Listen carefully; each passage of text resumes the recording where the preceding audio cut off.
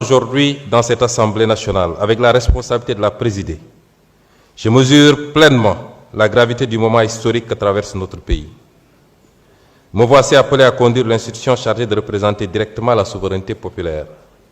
Certains y voient une crise, d'autres un déchirement. Moi, j'y vois d'abord une épreuve de vérité pour notre démocratie. Les peuples ne jugent pas seulement les hommes politiques sur leur victoire.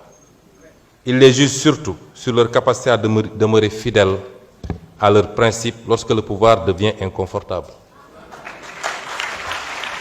Car il existe une question plus importante que celle de savoir qui gouverne. Cette question est: au nom de quoi gouverne-t-on? Depuis plusieurs mois, notre pays a vu émerger des divergences profondes au sommet de l'État. Elles ont été décrites comme des rivalités personnelles, des conflits d'ambition ou des luttes d'influence.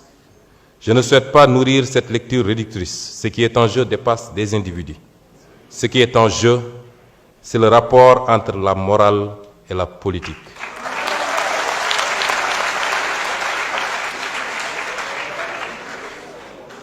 Aristote écrivait dans l'Éthique à Nicomaque que la politique est l'art suprême parce qu'elle a pour finalité le bien commun.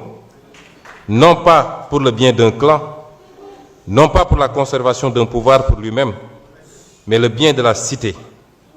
Il rappelait également qu'aucune cité ne peut durer si la vertu disparaît de ceux qui la dirigent.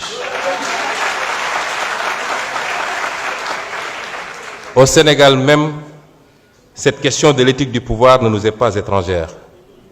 Le président Mamadou Dia rappelait déjà, au lendemain de l'indépendance, qu'aucun projet de transformation nationale ne peut survivre si les dirigeants confondent l'État avec leurs propres intérêts. Pour lui, la souveraineté ne pouvait pas être seulement politique. Elle devait être morale, économique et sociale. Il savait qu'un pays peut disposer d'un drapeau, d'un hymne national et d'institutions tout en demeurant prisonnier de pratiques qui vident la République de son sens. Ce que Mamadou Dia avait compris très tôt, beaucoup de nations africaines l'ont découvert parfois trop tard. Un pays peut survivre à la pauvreté matérielle, mais rarement à l'effondrement de sa morale publique. Une nation ne meurt pas seulement de pauvreté économique, elle peut mourir de fatigue morale. Elle peut mourir lorsque les institutions cessent d'être au service du peuple pour devenir des instruments de confort, de peur et de calcul.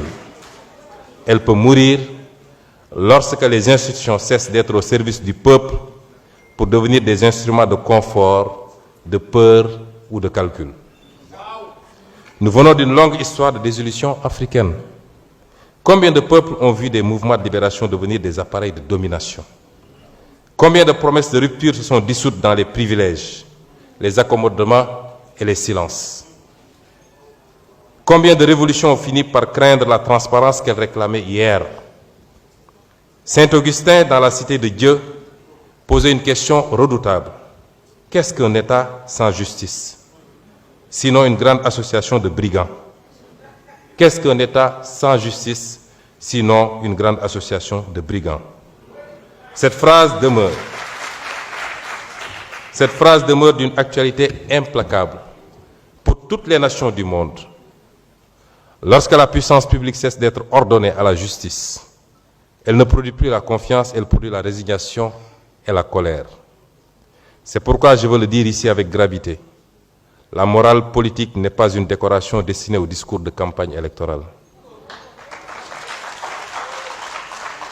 Elle est la condition de survie des nations. Lorsqu'un peuple perd confiance dans la parole publique, il cesse progressivement de croire aux institutions elles-mêmes.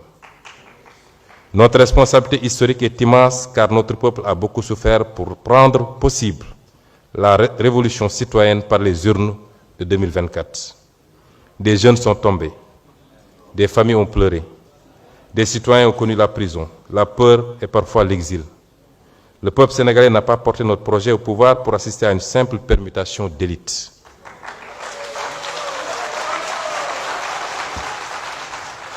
Il l'a porté pour restaurer une certaine idée de la dignité publique.